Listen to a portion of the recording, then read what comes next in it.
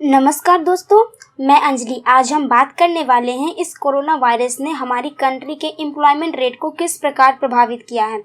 जैसा कि हम सभी जानते हैं, इस कोरोना वायरस को फेस करने के लिए हमारी गवर्नमेंट ने पिछले साल लॉकडाउन लगाया, जिसकी वजह से कंपनीज, फैक्ट्रीज, इंडस्ट्रीज जो है वे ठप पड़ गए थे, बंद हो गए थे। कुछ दिनों के लिए लोग जो है अपने घरों तक ही सीमित रह गए थे और उनके पास कोई काम नहीं था करने को। ऐसा ही कुछ सेम कंडीशन हमारे कंट्री में फिर से देखने को मिल रही है इस कोरोना वायरस के सेकेंड वेव के कारण, जिसकी वजह से हमारी कंट्री का जो एम्प्लॉयमेंट रेट है वो डायरेक्टली अफेक्टेड हुआ है।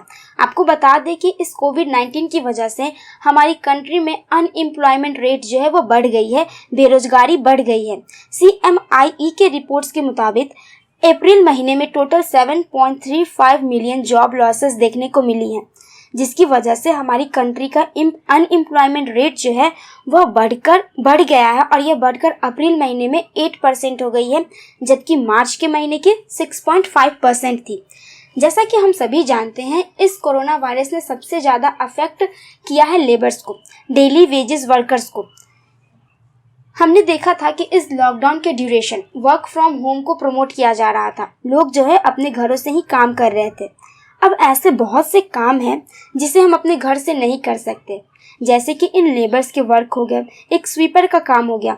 इनका काम ऐसा है कि वे अपने घर से नहीं कर सकते हैं, ऑनलाइन मोड से नहीं कर सकते, जिसकी वजह से लॉकडाउन के ड्यूरेशन में इनके पास कोई काम नहीं था करने को। और इसका रिजल्ट ये हुआ कि हमारी कंट्री के लेबर पार्टिसिपेशन रेट में कमी देखने को मिली और यह अप्रैल के महीने में 39.98% था। बात करें हम एम्प्लॉयमेंट रेट की, तो हमारी कंट्री का एम्प्लॉयमेंट रेट में भी कमी देखने को मिली है और ये लास्ट मंथ का 36.8% था एम्प्लॉयमेंट रेट। वहीं मार्च के महीने की एम्प्लॉयमेंट रेट जो है वो 37.6% थी। और ये जो 7.35 मिलियन का लॉस देखने को मिला है अप्रैल के महीने में, इस लॉस में 6 मिलियन लॉसेस जो है वो एग्रीकल्चर सेक्टर से है। आपको बता दें कि अप्रैल महीना जो होता है वो एग्रीकल्चर सेक्टर में एक एम्प्लॉयमेंट जनरेशन मंथ की तरह माना जाता है।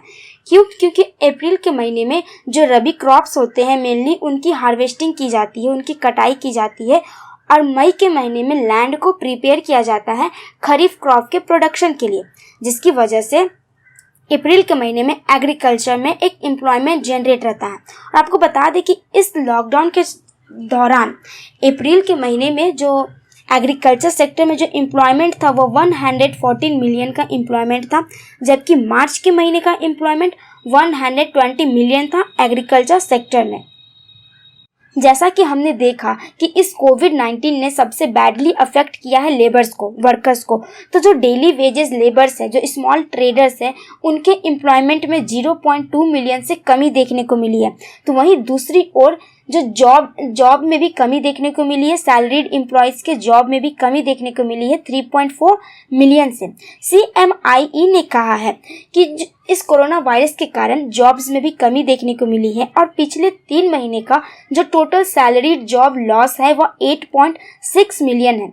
बात करें हम इस पैंडेमिक की, तो जब से ये पैंडेमिक स्टार्ट हुआ है तब से लेकर अभी तक टोटल जो जॉब्स में जो लॉस देखने को मिली है वो 12.6 मिलियन थी। देखिए, इंडिया में जो सैलरी जॉब्स था वो 2019 और 20 के बीच 85.9 मिलियन था और इस कोविड के कारण, इस लॉकडाउन के कारण इसमें कमी देखने को मिली है और ये अप्रैल के महीने में 73.3 मिलियन हो गया है। ये सैलरीड जॉब्स में यह जो कमी आई है वह रूरल और अर्बन एरियाज दोनों में देखा गया है। बात करें हम रूरल एरियाज की, तो रूरल एरियाज में 68% और अर्बन एरियाज में 32% से कमी आई है सैलरीड जॉब्स में। वहीं दूसरी ओर देखा जाए तो 2019 से 2020 का जो टोटल सैलरीड जॉब्स इंडिया में अवेलेबल था वह अर्बन एरिया का 58% था और रूरल इंडिया का 42% था। हम बहुत देर से बात कर रहे हैं CMIE के बारे में। ये CMIE क्या है? CMIE का मतलब centre for monitoring Indian economy. यह एक प्रकार का बिजनेस इंफॉर्मेशन कंपनी है, प्राइवेट बिजनेस इंफॉर्मेशन कंपनी है, जिसकी स्थापना 1976 में इकोनॉमिस्ट डॉक्टर नरोत्तम शाह द्वारा किया गया था और यह मेनली इकोनॉमिक्स और बिजनेस रिलेटेड डेटाबेस प्रोवाइड करने का काम करती है। आपको बता दें कि हमारी गवर्नमेंट द्वारा बहुत से एम्प्लॉयमेंट जनरेशन स्कीम चलाए जाते हैं, जिसमें से सबसे पहला है Mahatma Gandhi National Rural Employment Guarantee Act, जिसे मनरेगा भी कहा जाता है। यह एक्ट 2005 में लॉन्च किया गया था।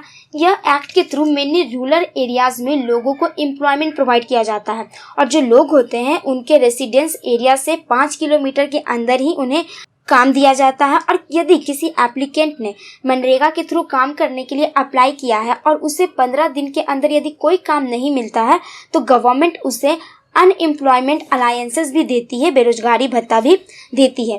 दूसरा है प्रधानमंत्री मुद्रा योजना, जिसे PMMY कहते हैं। यह मेनली सेल्फ एम्प्लॉयमेंट को प्रमोट करने का काम करती है। इस योजना के तहत स्मॉल और माइक्रो बिजनेस इंटरप्राइजेस हो गए, इंडिविजुअल्स हो गए, उन्हें गवर्नमेंट 10 लाख रुपए तक का लोन देती है, जिससे वे अपने बिजनेस इंटरप्राइजेस को और एक्सपैंड कर सके। तीसरा है स्किल इंडिया मिशन। यह मिशन जो है वो mainly ministry of skill development and entrepreneurship द्वारा चलाया जाता है। इस मिशन के तहत गवर्नमेंट ने एक स्कीम लाई है, प्रधानमंत्री कौशल विकास योजना। इस स्कीम के तहत, इसके बारे में आपने सुना होगा, ये जो प्रधानमंत्री कौशल विकास योजना है यह मेनली लोगों को स्किल्ड करने का काम करती है, लोगों को शॉर्ट टर्म की ट्रेनिंग प्रोवाइड करती है और उन्हें सेल्फ इंडिपेंडेंट बनाने का काम करती है। चौथा है पंडित दीनदयाल उपाध्याय ग्रामीण कौशल योजना, जिसे DDU-GKY भी कहते हैं। यह प्रोग्राम जो है वो 2014 में लॉन्च किया गया था और यह मेनली रूरल एरियाज में वहाँ के लोगों को ट्रेनिंग प्रोवाइड करती है, एम्प्लॉयमेंट और साथ ही साथ जॉब प्लेसमेंट प्रोवाइड करने का काम करती है।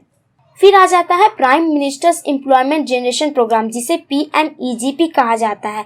यह प्रोग्राम जो है मेनली 2 स्कीम्स को मिलाकर बनाया गया था और इस प्रोग्राम के तहत गवर्नमेंट जो है वो एरियाज में स्मॉल इंडस्ट्री सेटअप करती है और वहाँ के लोकल लोगों को एम्प्लॉयमेंट ट्रेनिंग और एम्प्लॉयमेंट प्रोवाइड करने का काम करती है। एक और है संपूर्ण रोजगार योजना।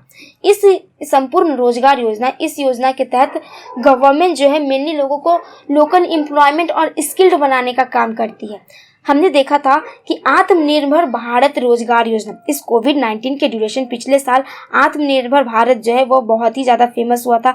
गवर्नमेंट बार बार फोकस कर रही थी आत्मनिर्भर बनने के लिए। फिर आ जाता है आजीविका, जिसे नेशनल रूरल लाइवलीहुड्स प्रोग्राम भी कहते हैं। आपने सुना होगा self managed self help groups के बारे में, स्वयं सहायता समूह के बारे में। यह ग्रुप मेनली क्या करती है कि रूरल एरियाज में या फिर अर्बन एरियाज में भी लोगों को ट्रेनिंग प्रोवाइड करती है, स्किल प्रोवाइड करने का काम करती है, साथ ही साथ उन्हें ट्रेनिंग स्किल देने के बाद उन्हें एम्प्लॉयमेंट प्रोवाइड करने का भी काम करती है। तो यह था हमारी इस कोविड-19 का हमारी कंट्री के एम्प्लॉयमेंट रेट का स्टेटस और गवर्नमेंट के एम्प्लॉयमेंट जनरेशन स्कीम्स। हमने पढ़ा कि जो prime minister employment generation programme है PMEGP है, वह 2 स्कीम्स को मिलाकर बनाया गया है। तो अब आपके लिए एक क्वेश्चन है कि आपको बताना है उन दोनों स्कीम का नाम, जिसे मिलाकर मर्ज कर prime minister employment generation programme बनाया गया था। हमारा अब तक का साथ देने के लिए धन्यवाद।